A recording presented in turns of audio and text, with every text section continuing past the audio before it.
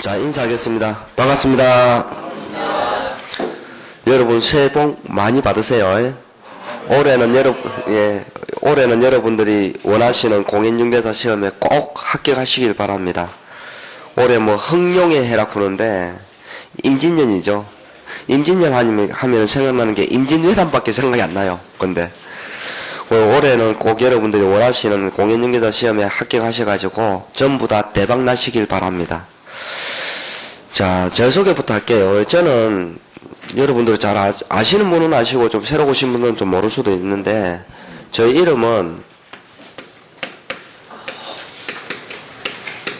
이동훈입니다. 여러분들하고 올해 시험이 10월 28일 날 지금 예정 공고가 나 있는데 23회 공인중개사 시험 칠 때까지 이 2차 과목 중에 공인중개사의 업무 및 부동산 거래 신고에 관한 법령 및 중개 실무를 강의하게 될 겁니다. 그래서 여러분들이 이 중개사법을 공부하시면서 2차 시험에 합격하기 위해서는 제일 중요한 것이 1차에서는 민법이지만은 2차에서는 공법도 아니요, 공시세법도 아니요, 중개사법입니다. 중개사법에서 여러분들이 32개 이상, 80점 이상 맞추면은, 부동산 공법이나 공시세법에서 꽈락이 나지 않는 이상은 2차에서 패스를 하게 됩니다. 그러니까 1차에서 전략과 2차에서의 전략은 다르게 드러나는데, 그거는 조금 이따가 전체적으로 시험 합격 전략에 대해서 설명을 한번 드릴 거고요. 일단은 저 이름은 이동훈이고, 이름을 좀 알아두세요. 알아두시고, 수업에 들어가기 전에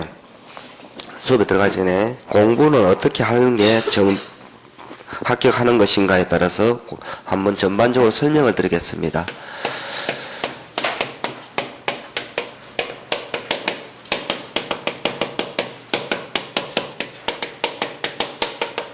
자, 법제는 공인중개사의 업무 및 부동산 거래 신고에 관한 법령 및 중개 실무 이렇게 되어 있는데, 줄여서 그냥 중개사 법령 및 중개 실무 그냥 이렇게 줄여서 말씀을 드릴 겁니다. 강의를 하게 될 건데, 이 중개사 법령은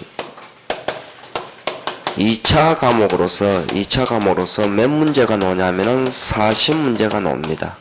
이 40문제에서 최소한 32개 이상은 맞춰야 2차에서 패스한다고 조금 전에 언급을 했습니다. 32개면은 100점으로 환산하면은 80점이 됩니다. 80점 이상을 맞추셔야 여러분들이 2차 과목에서 공시세법에 또는 부동산 공법에서 평균 점수에 미달되는 부분에 대해서 보충을 하실 수가 있습니다. 자, 그렇다면은 세부적으로 보면은 법령과 실무로 나눠질 수가 있는데요. 자, 법령이 몇 문제 정도 몇 프로 나오냐면은 70% 정도가 나옵니다. 실무가 몇 프로 나오냐면은 30% 정도 나와요. 자, 그렇다면 문제로 환산하다 보면은 28문제에서 몇 문제가 나온다는 거예요? 30문제가 나오고, 실무는 적게는 10문제, 많게는 12문제가 나옵니다. 근데 올해 작년이죠. 22회 시험을 보면은 법령이 31문제, 실무가 9문제가 나왔습니다. 그만큼 법령 비중이 많다는 거죠. 법령 비중이 많습니다. 그 다음에 22회를 분석해 보면은 시험에 긍정형과 부정형으로 나눠질 수가 있습니다. 자, 옳은 것을 찾으시오와 틀린 것을 찾으시오 이렇게 문제를 물었을 때 어떤 것이 여러분들에게 수험생들한테 난이도가 있게 느껴지냐면은 옳은 것 찾는 것이 약 1.5배에서 2배 정도는 어렵게 느껴집니다. 그래서 긍정형이 몇 문제 나왔냐면은 14문제가 나왔습니다. 22회 기준으로 보면은 14문제 나왔고, 부정형은 반대로 하면은 이제 26문제가 나왔죠. 그 다음에 박스형 문제가 작년에는 좀 많이 나왔습니다. 6문제 정도가 나왔어요. 박스 처리해가지고 옳은 것은 몇 개냐, 틀린 것은 몇 개냐 이런 식으로. 그 다음에 계산 문제가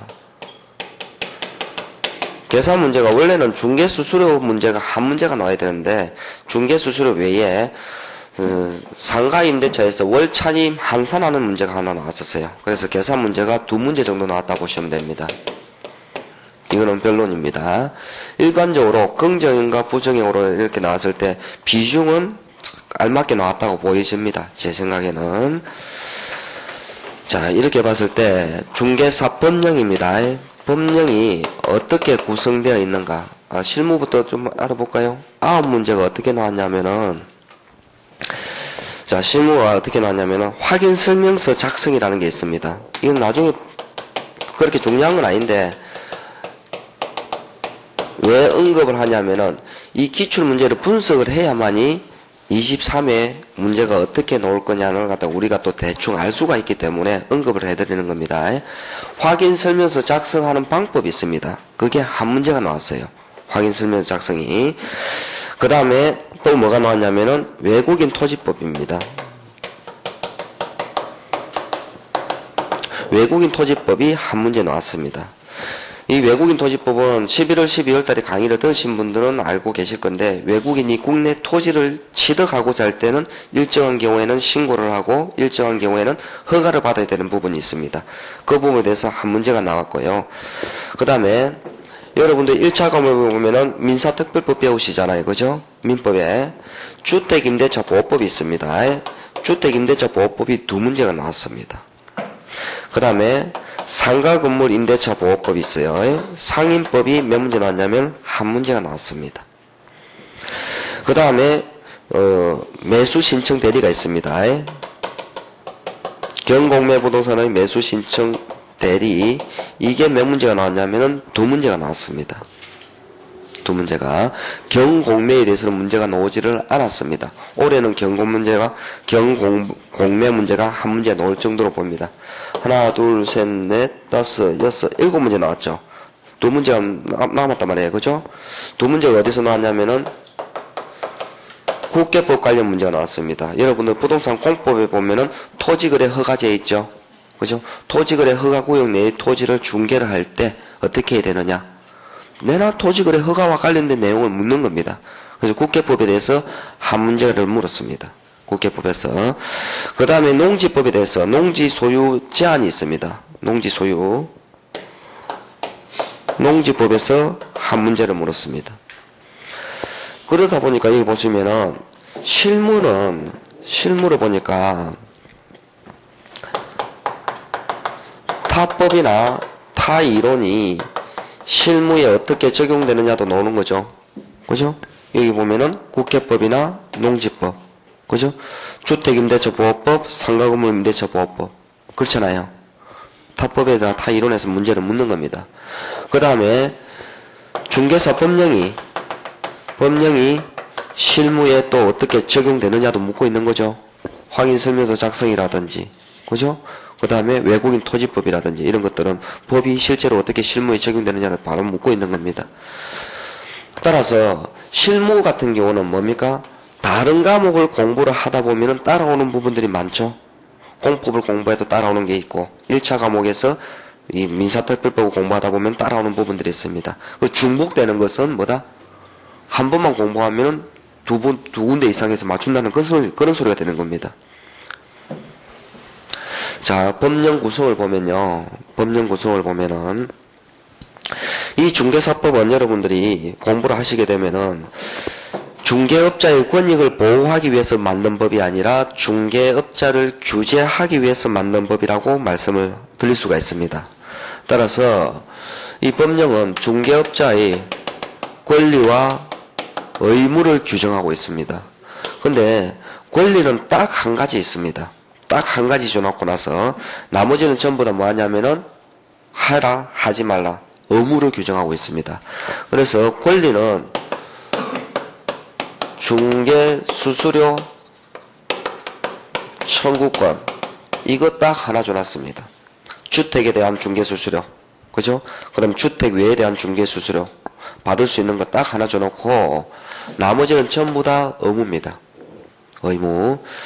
자, 자기 의무와 의무는 자기 의무와 부자기 의무로 나눠질 수가 있습니다. 자기 의무는 것은 뭐라는 겁니까? 수행해야 되는 의무죠. 그렇다면 중개업자가 중개 의뢰를 받았다면 중개 대상물에 대해서 확인 설명을 해줘야 되는 거죠. 권리관계는 어떻고, 물건의 상태는 어떻고, 입지는 어떻고, 이런 것들, 그죠? 그래서 확인 설명해 줄 의무가 있습니다.